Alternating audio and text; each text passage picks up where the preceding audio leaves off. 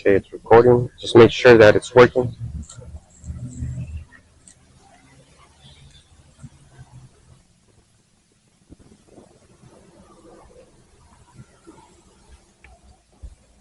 All right.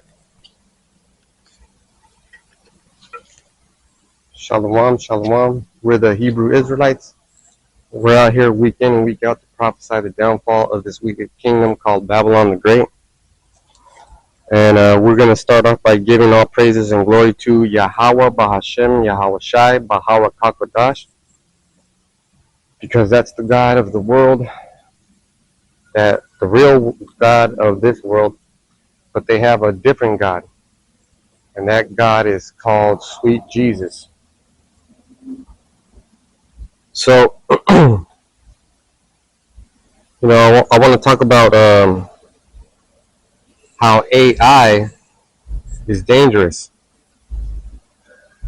So we're going to look up the word artificial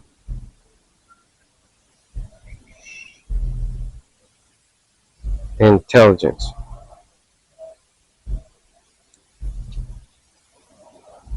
Someone look for news. So if you look right here, there's a lot of, can you see it in the screen? There's a lot of AI. There's a lot of AI.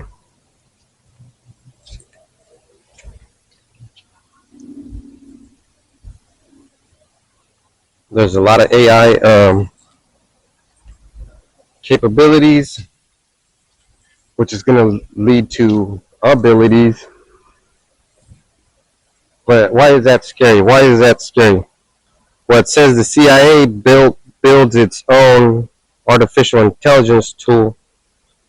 So if they got their own artificial intelligence tool, it says here to rival China's. That means that there is science gone crazy. It's gone wild. And at the level that this is talking about right here, at the government level, that's pretty bad. Because here's the thing. Artificial intelligence is a form of thinking. So just imagine if a machine started thinking. What if your car started thinking for you and you were trying to go to a certain place, but it tried to take you to another place? I think if you look up autonomous cars or autonomous vehicles and you look up how many deaths, it'll give you a small number, maybe like 100. But that's because there hasn't been that many cars driving around like that. So let's take a look at the car. The car, if it drives by itself, it needs a couple of things. It needs software. It needs software to drive itself. It needs GPS to navigate. So driving and navigating are two different things. And it needs artificial intelligence to plan different routes when there's a roadblock or something like that. And that's for the car. So the car has to communicate between the map, the navigation system, and the actual mechanics of the vehicle. And the road, it's the road condition, so it has to have a camera. So it has to have artificial intelligence, navigation, it has to have GPS, it has to have the software to drive it, and it has to have a camera so that it can act like an eye and look at the road and see, we're going to run into a wall, we better stop. All right.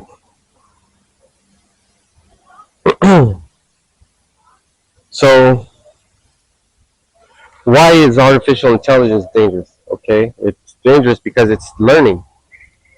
I was doing a search on my laptop, and I was on Bing search, and it was helping me look for things, information, and scriptures, and it was telling me what it thought. So that computer, that artificial intelligence was telling me what it thought. And I was like, you're about as smart as a Christian.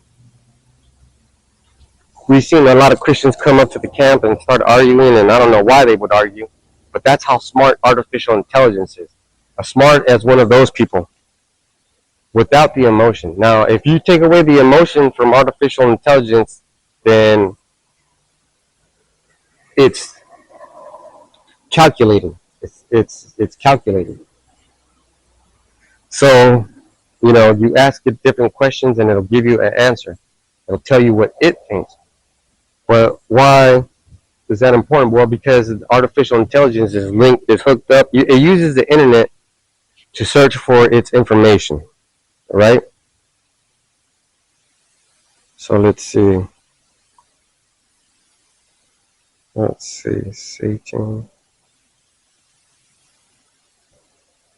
So if we go to 2 Corinthians 2:11, lest Satan should get an advantage of us, for we are not ignorant of his devices.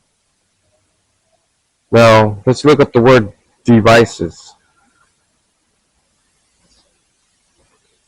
And Google is like sort of like an AI. It'll look up things for you and it'll give you information.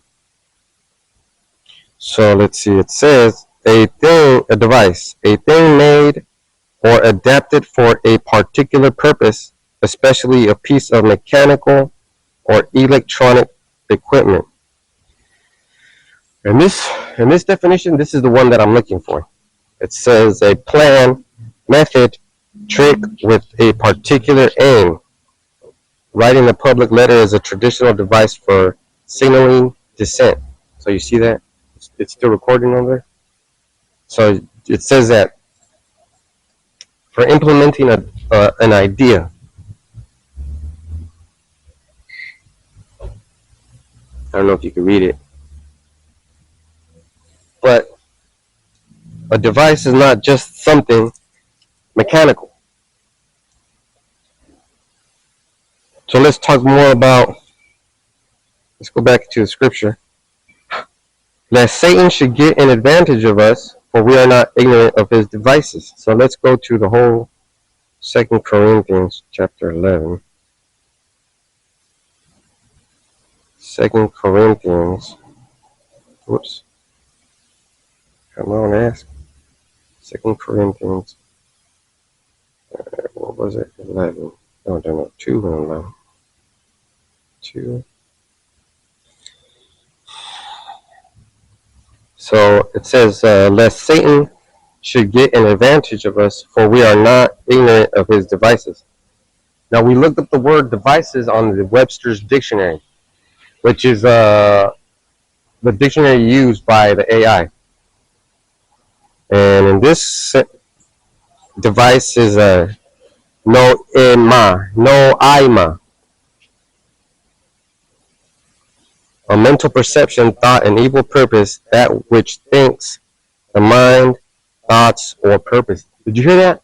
That which thinks.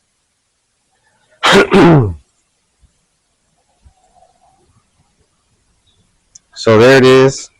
It's giving you a definition. I don't know if you can see it. It might not come clear. But it's a device is something that thinks, right? But it's an evil purpose. And this thing thinks. So artificial intelligence thinks. So let's go back to the definition.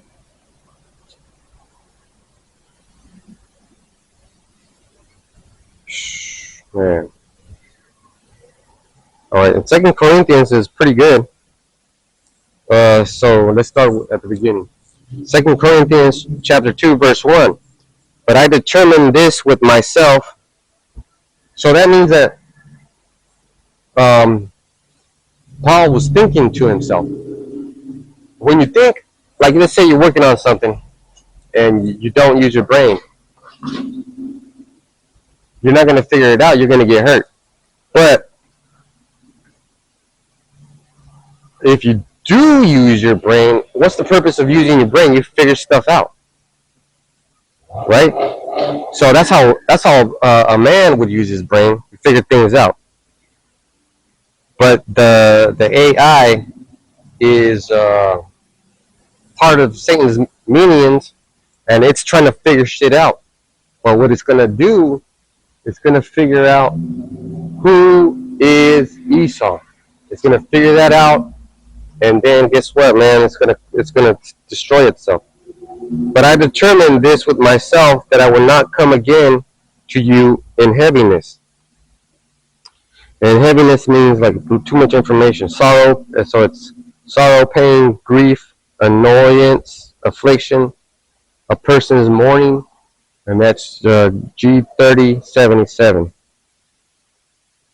So that's in heaviness, even though this is heavy, because that machine is going to think for itself. 2 Corinthians 2:2. For if I make you sorry, who is he that maketh me glad, but the same which is made sorry by me? So guess what? I mean, the way Paul's talking, is he's like he's got a lot of things on his head, on his mind.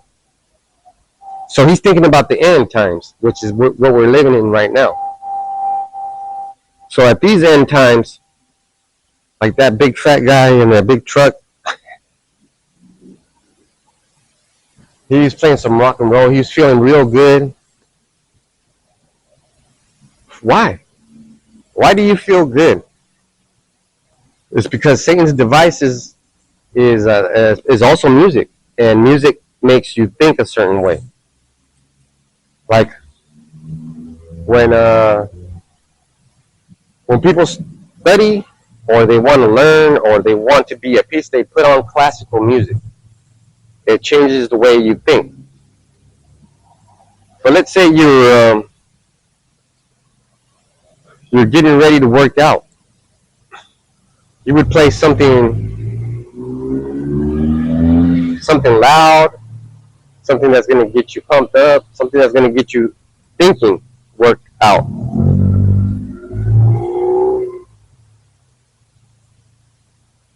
So just remember what I keep saying. I'm going to keep saying this until it sinks into your head. A device is something that changes the way you think. All right?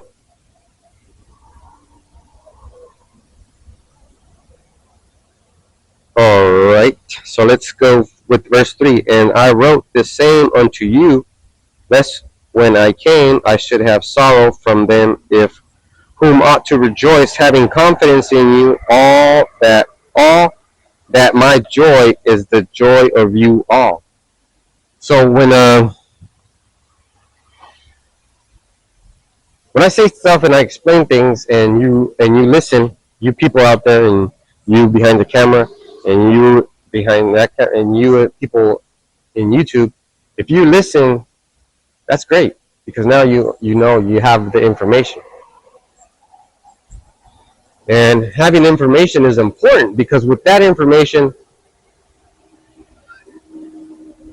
when you have information, you have power.